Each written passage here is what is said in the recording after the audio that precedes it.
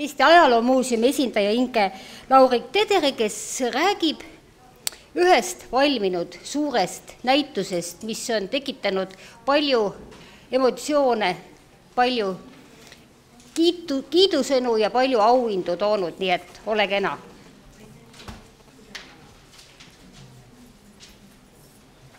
Aitäh! Kahjuks pean teile tunnistama seda, et nendest emotsioonidest täna niivõrd palju juttu ei tule, kui pigem keskendume ekspositsiooni kõige suuremale konfliktile, ehk siis sellele, kuidas paigutada keskaegsesse piiratud võimalustega hoonesse kaasaegne muuseumi ekspositsioon. Üldjoontes peame küll ütlema tõesti, et oleme projekti tulemusega rahul, nagu ka meie külastajad seda on, sest kus see rahulolu mujalt ikka tuleb, kui ainult külastajatest. Eesti Ajaloomuuseumil on olnud haruldane võimalus viimase 5 aasta jooksul tegeleda 2 suurema näituse projektiga. Neist esimesena saime me kätt proovida näitusega Iseolemise tahe, mis valmis Eesti Vabariigi 90. juubeliaastaks aastal 2008 ja on meie teises majas Maarjamäe lossis.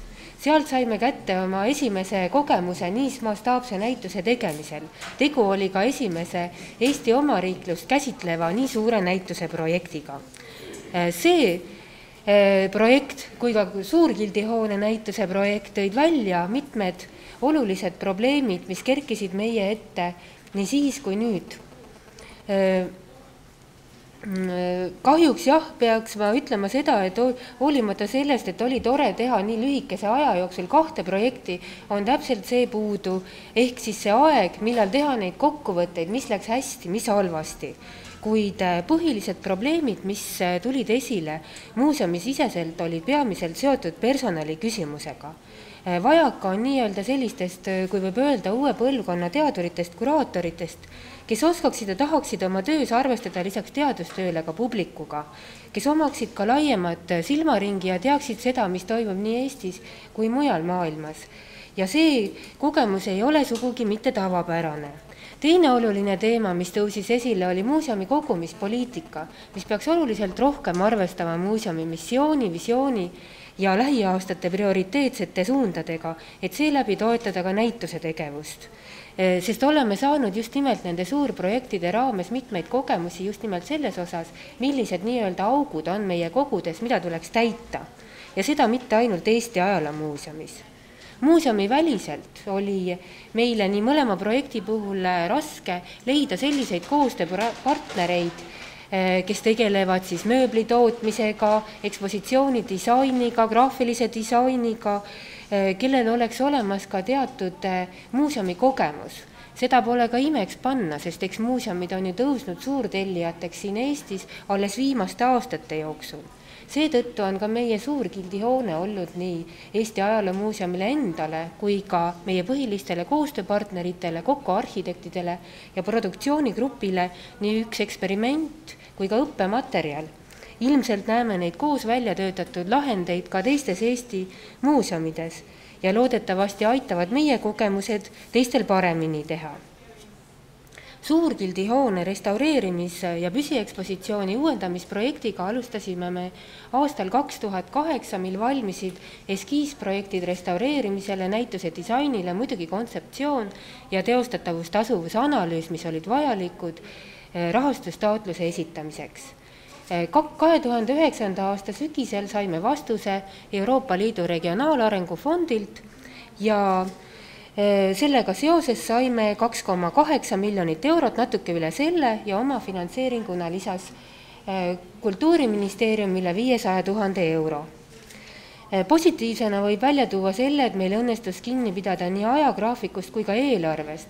Ajagraafik, et avada näitus 2011. aasta mai lõpus, oli meie jaoks eriti oluline seetõttu, et Tallinn oli sel aastal kultuuripealinn ja suvisest turismiperioodist oli oluline osa saada.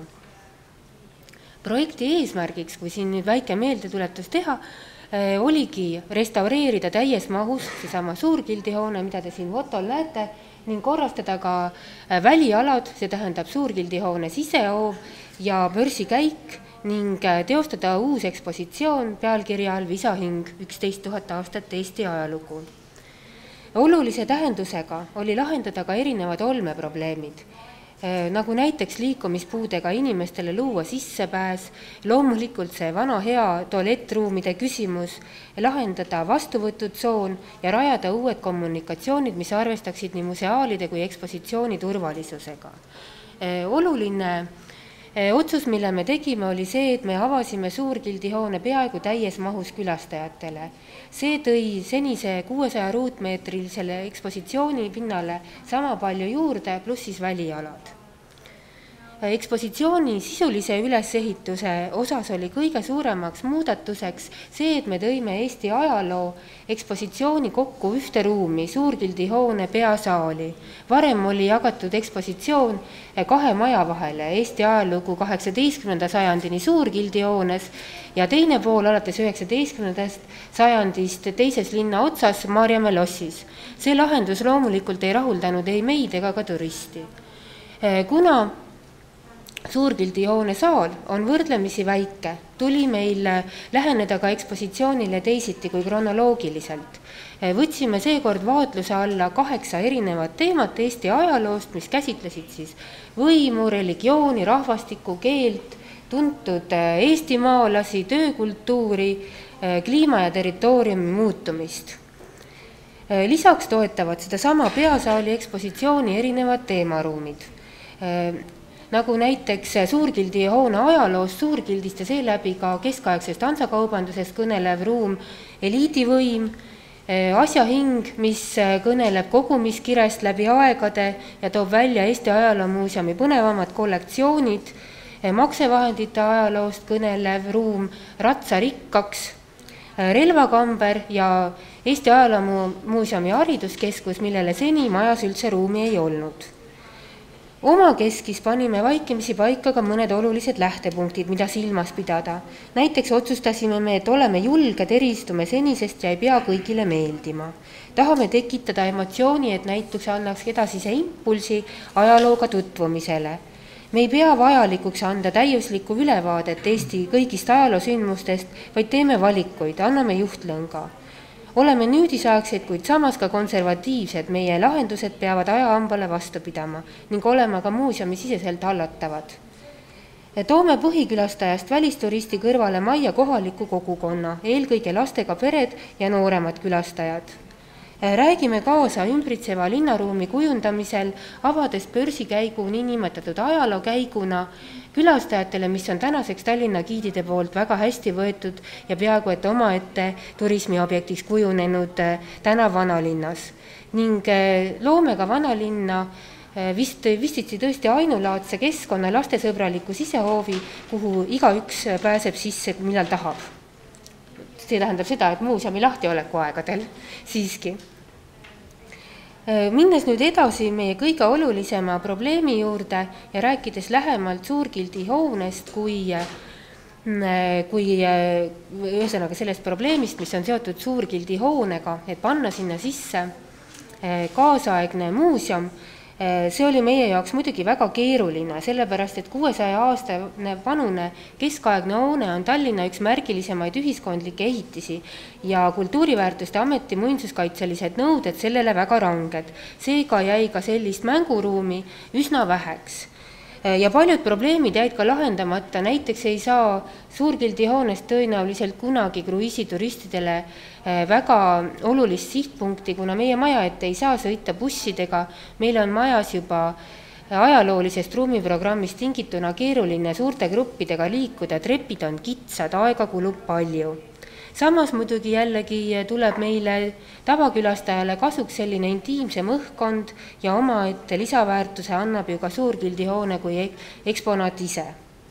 Üsna tuline diskussioon käis meil juba varases staadiumis ka selle üle, kas meie kõige olulisem, kõige kõrgema arhitektuuriväärtusega Suurgildihoone peasaal jätta ilma ekspositsioonita üldse.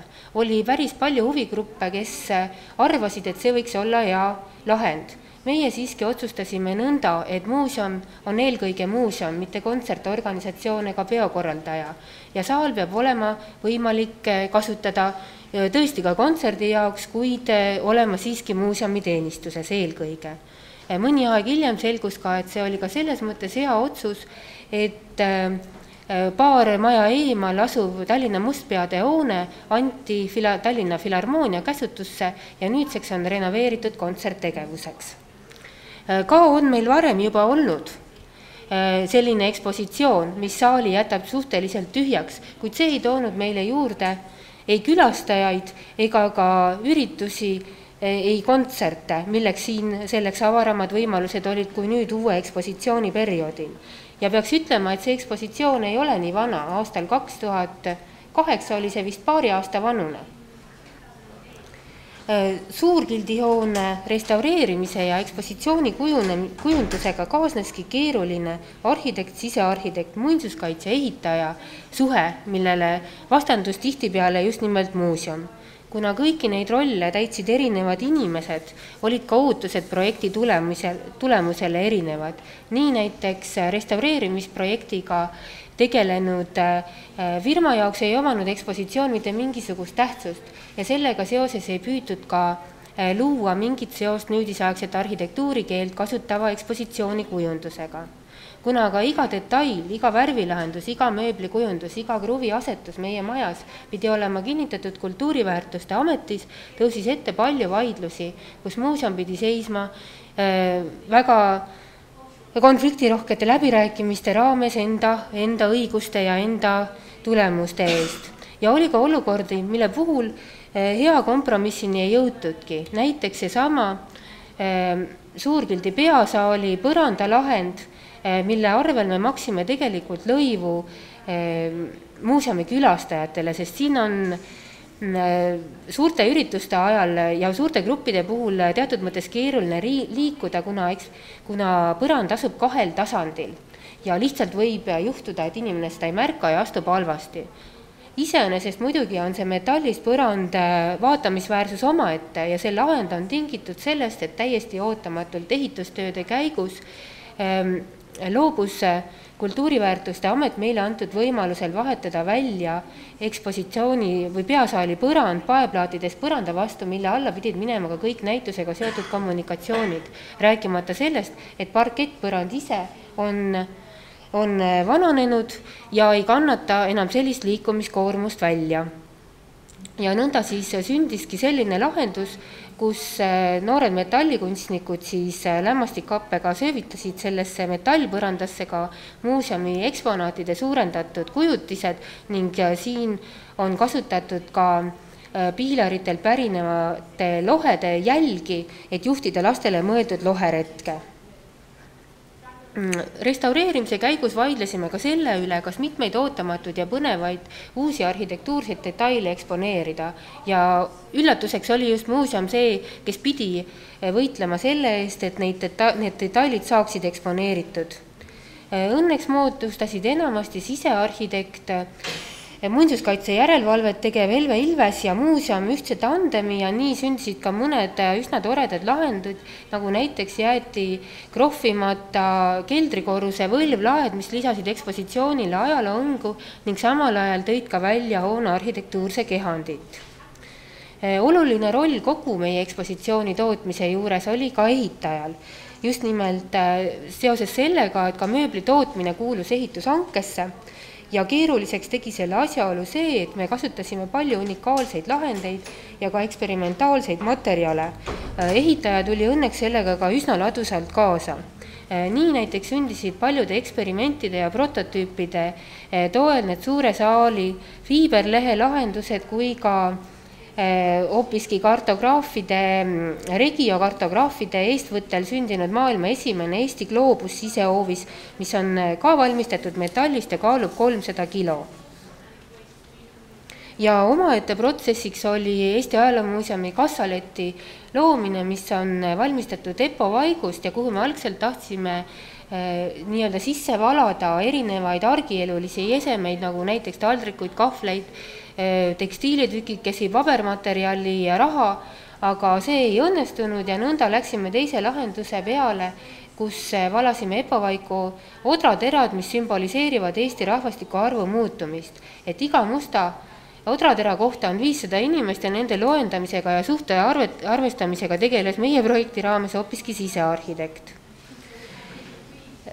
Meeskonna teemal veidi edasi arutades, kuna meeskond on meie projekti, kui julgen öelda, et õnnestumise siiski üks võtmeküsimusi.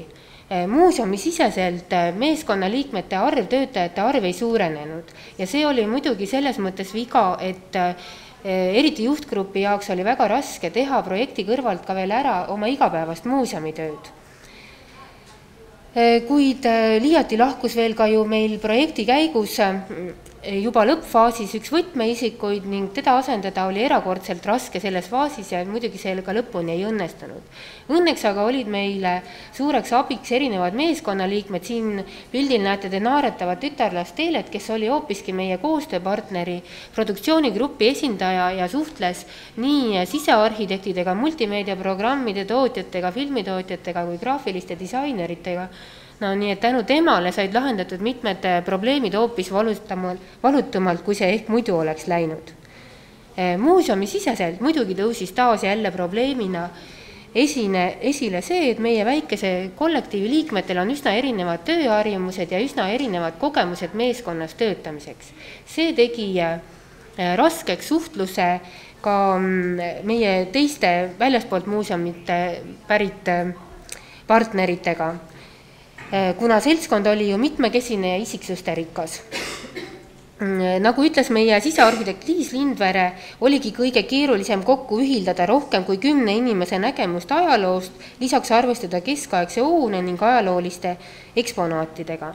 Aga me siiski ei soovinud ikkagi rakendada lõpuni seda protsessi, kus meeskonna liikmed tegelikult tootjatega üldse ei kohtu, kuna jätkuvalt oleme arvamusel, et koostöös sünnib parem tulemus.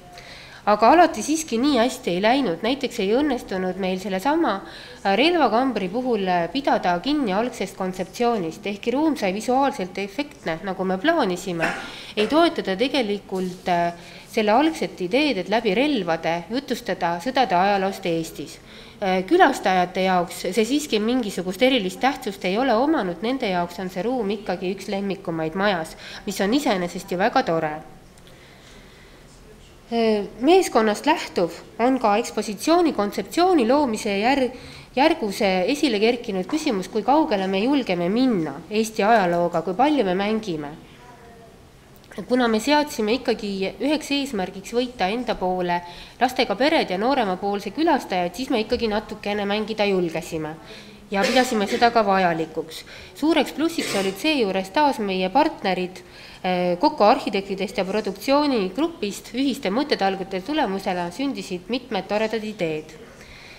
Näiteks kronoloogiat hindavate külastajate jaoks koostasime filmi Visa hing 11 minutit Eesti ajaloost, millel on jutustajana kaasatud ka tegelased Eesti ajaloost, kuid sealhulgas ka Põhjakonn siinsest mütoloogiast ning diskussiooni tekitas eelkõige aga 17. sajandi koolimehele Forseliusele näo andmine. Tema portreed pole keegi näinud. Aga diskuteerisime sel teemal ka teadlastega väljaspoolt muuseumi ning otsustasime, et muuseum siiski on see koht, kus võib nii-öelda vinkat visata ja natuke nalja teha. Oluline on see, et külastaja sellest aru saaks. Puhtalt produktsioonigrupi ja Andrus Kõresaare eestvõttel sündis meie üks interaktiivsemaid objekte ajakapsel, kus külastajal on võimalik läbi mängida 10 tseeni Eesti ajaloost ja ilmudes ise siis ekraanile ja nii-öelda teatud määral suunates ajaloo käiku. Siingi tegelikkuses on need sündmused ajalooliselt tõepärased, küll aga ei ole seda need dialoogid ja valikud, mis seal külastajaga toimuda võivad.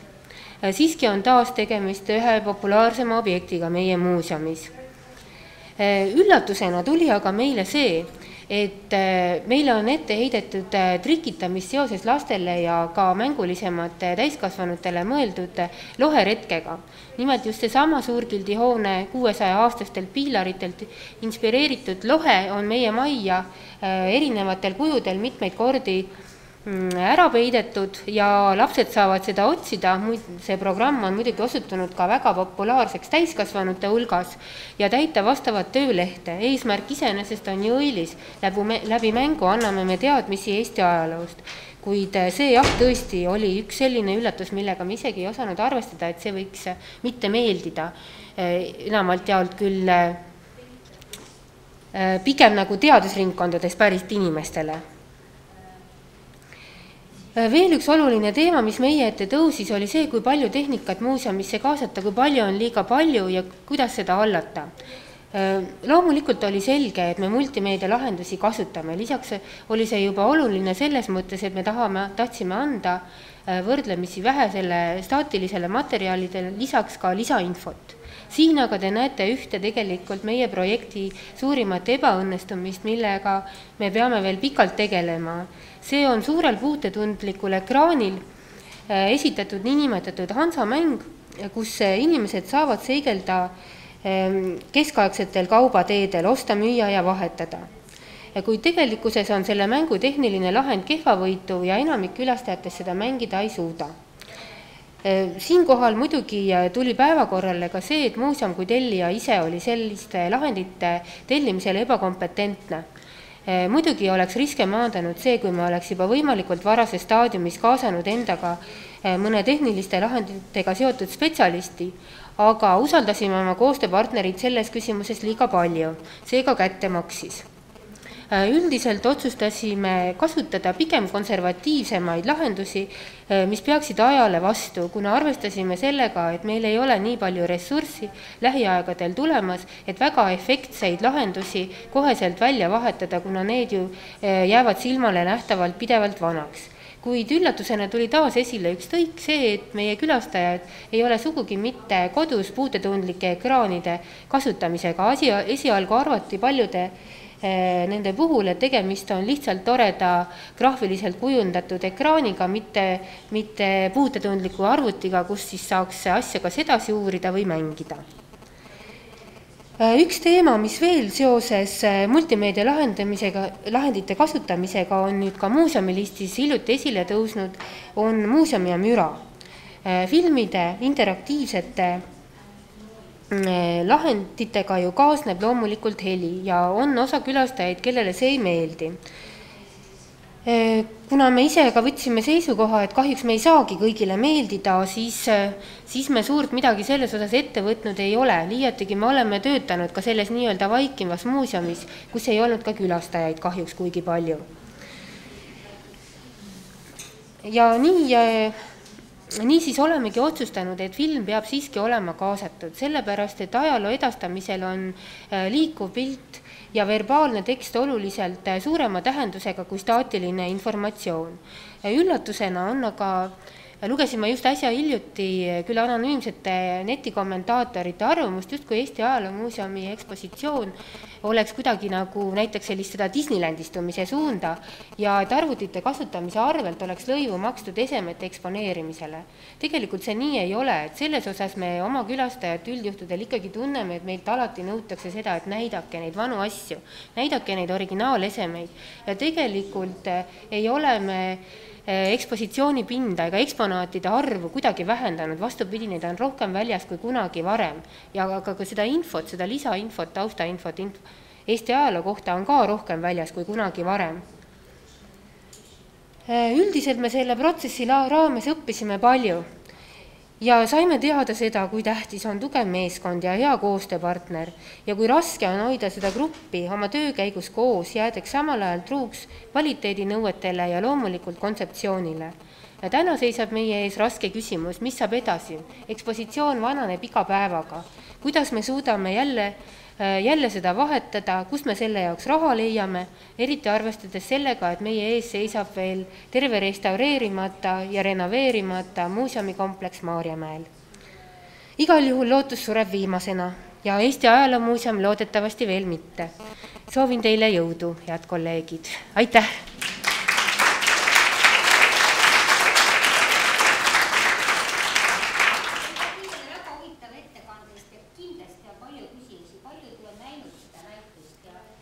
Võib-olla midagi kripeldanud ja nüüd on võimalus teada saada.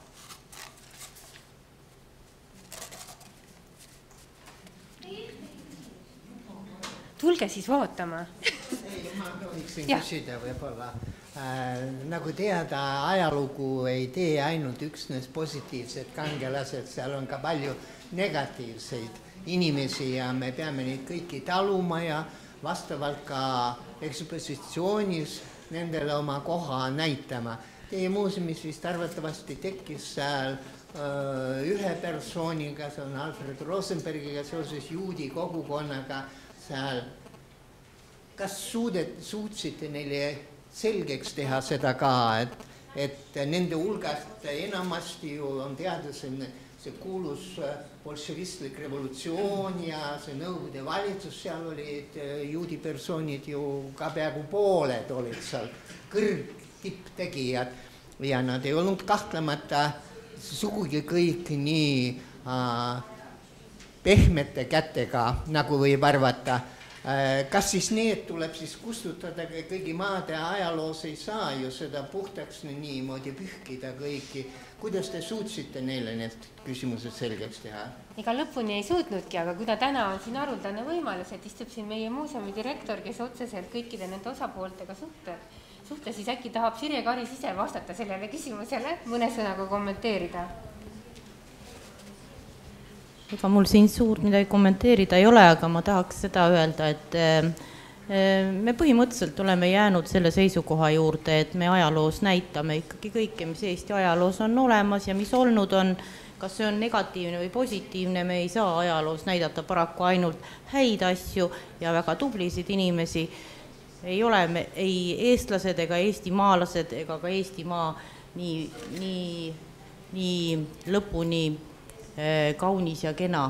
Elus on nii positiivsed kui negatiivsed ja ma arvan, et ühe ajaloomuuseumi kohus on näidata mõlemat poolt.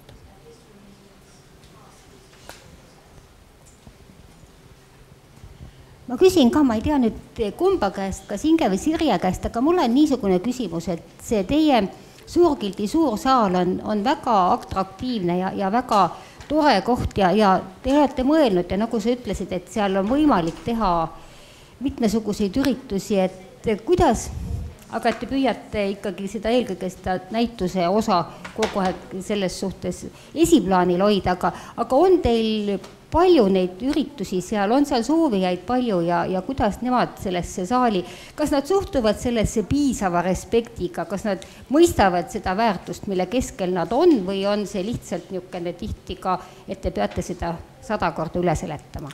Ja ikka mõistetakse, sest selle poolest on juba tänane ürituse korraldaja üsna hästi koolitatud, et tegelikult otsitakse just neid eripäraseid põnevaid keskkondi ja tihtipeale just soovitakse meie majas just sellepärast neid oma üritusi korraldada, et seal on ka ekspositsioon, et saab ja tellitakse alati sinna juurde ka ekskursioon ekspositsioonis. No muidugi võib-olla üks kõige põnevamaid või drastilisemaid näiteid oli nüüd hiljuti meie moekunstis kuldnõela võitnud Tiina Talumehe moekollektsioon, mis oli puhtalt inspireeritud Suurgildi hoonest ja mille esitlus ka meie majas toimus. Selle sama ekspositsiooni vahele mahtusid ära ka modellide suur catwalk, nii et selles mõttes ekspositsioon iseenesest võimalusi annab ja tõesti oodatakse seda. Muidugi on siin takistuseks see, et tõesti selles suures saalis me ei luba teha nii-öelda süldi ja hapukapsa vastuvõttu, et selle jaoks on meil arumisel korrusel omaette ruum, et see jääb pigem ikkagi selliste pidulike ja peenemate vastuvõttude tarbeks, et see teema on muidugi üleval, aga ega me ka vanas selles tühjas ekspositsioonis päris kõike ei lubanud.